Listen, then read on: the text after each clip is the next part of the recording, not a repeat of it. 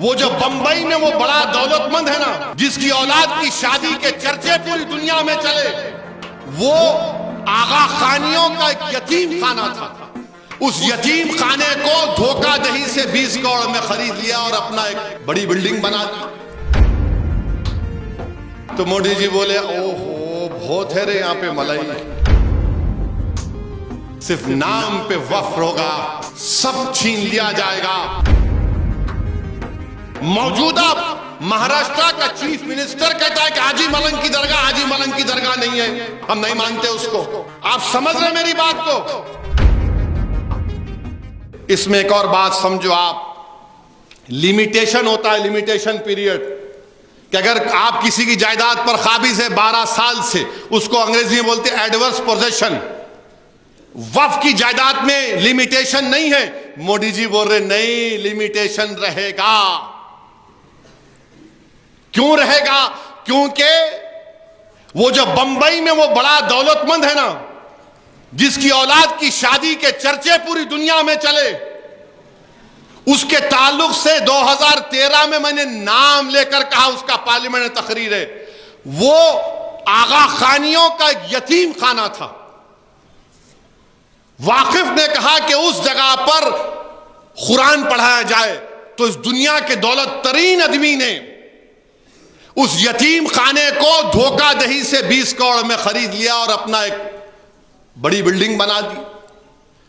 तो क्या है इसका मतलब? लिमिटेशन खत्म। जो काबिज है 12-13 साल से, लिमिटेशन गया, उन्हें मालिक बन जाता।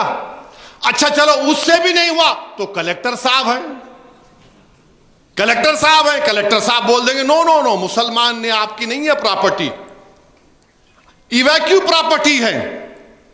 यानी जो लोग पाकिस्तान को गए थे, खास तौर से पंजाब, हरियाणा, यूपी से, वो जाने से पहले भारत के नागरिक थे उस वक्त, जो भी भारत था, उन्होंने वफ कर दिया। तो मोदी जी बोले, ओहो बहुत है रे यहाँ पे मलाई,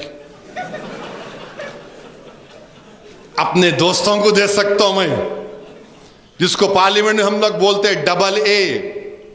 2 डबल ए है भारत में, कहीं असदुद्दीन अकबरुद्दीन नहीं समझना आप, ये 2 डबल ए प्लस है, वो डबल ए माइनस है। तो इवैक्यू प्रॉपर्टी का कानून खत्म, गवर्नमेंट की हो जाएंगी। पंजाब में हजारों एकड़ है, वो गैब, बचेगा क्या मेरे भाई? सिर्फ नाम पे वफ होगा, सब छीन लिया जाएगा।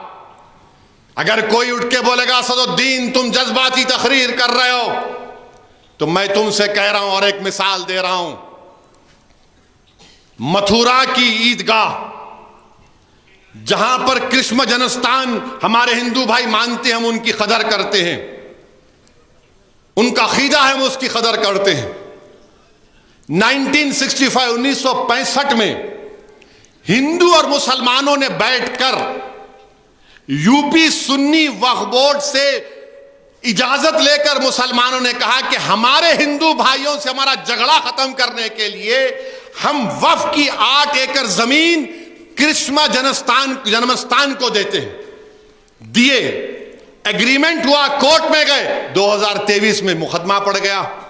अब जब वो ये कानून बन जाएगा तो कलेक्टर बोलेगा गवर्नमेंट प्रॉपर्टी, कलेक्टर बोलेगा है ही नहीं, गई मस्जिद। और जैसा कि हमने सुना कि आरएसएस की जहनियत रखने वाले लोग भारत के कई मसाजिद को कहते हैं कि वो मस्जिदें नहीं थी। हाजी अली दरगाह को दरगाह नहीं मानते,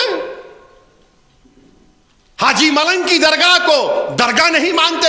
ये मैं नहीं कह रहा हूं, मौजूदा महाराष्ट्र का चीफ मिनिस्टर कहता है कि हाजी मलंग की दरगाह, हाजी मलंग की दरगाह नहीं है, हम नहीं मानते उसको।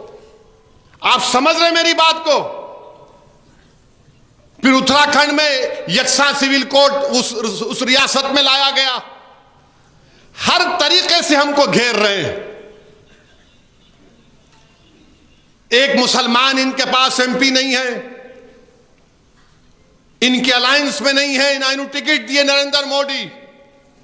मगर आज आप आके बोल रहे हैं कि मैं वक्फ की जायदाद को अच्छा करना चाहूंगा।